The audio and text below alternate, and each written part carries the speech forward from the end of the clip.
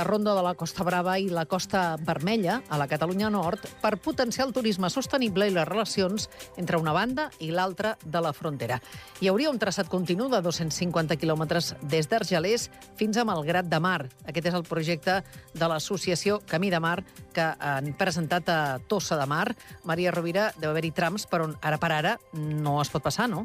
Sí, aquest és el primer repte. Reconeixen que caldrà construir uns 33 quilòmetres nous de traçat per aconseguir un recorregut continu resseguint el litoral.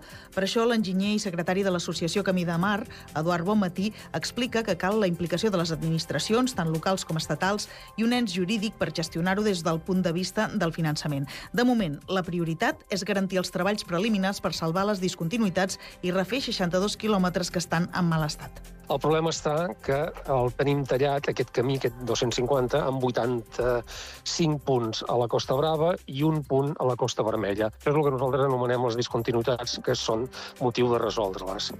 En principi, aquests 250 quilòmetres n'hi ha 62 en mal estat i vàrem pensar entre nosaltres que això a cada ajuntament ja faria el seu per anar-ho arreglant i així ho estan fent, però el problema és que ens queden 33 quilòmetres que no hi ha camí. Està com una llacuna del litoral, un tall en blanc. El Camí de Mar vol convertir-se en un atractiu per a un nou tipus de turisme sostenible, amant del senderisme, i implicar els sectors econòmics del territori.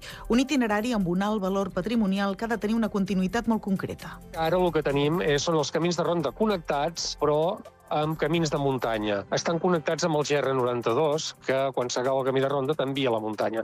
I nosaltres d'aquí n'és el nom de Camí de Mar. El que no volem és el camí de muntanya. D'aquí ve que volem el camí de ronda, però vertebrat amb una línia contínua que els uneixi. Per això diguem que és un camí transfronterer, que uneix els camins de ronda entre ells, però també s'enllaça amb el sentido litoral de la Costa Vermella a la frontera entre Cervera i Portbou. El projecte l'han presentat aquest dimarts al vespre a Tossa de Mar, un dels municipis que ja ha començat a plantejar com adaptar el seu tram de camí de ronda. L'alcalde Martí Pujals destacava la transcendència que pot tenir. Estem tots d'acord que el producte turístic és extraordinàriament potent perquè desestacionalitza, ens podrà venir gent que els agrada fer senderisme a l'hivern, perquè posa en contacte la gent amb la natura, aquestes experiències que venen, que agrada, que és un tipus de turistes funciona. Amb això ens hem posat d'acord, el que no estem encara definit sobre orgànicament com s'haurà de vehicular a fer aquest projecte.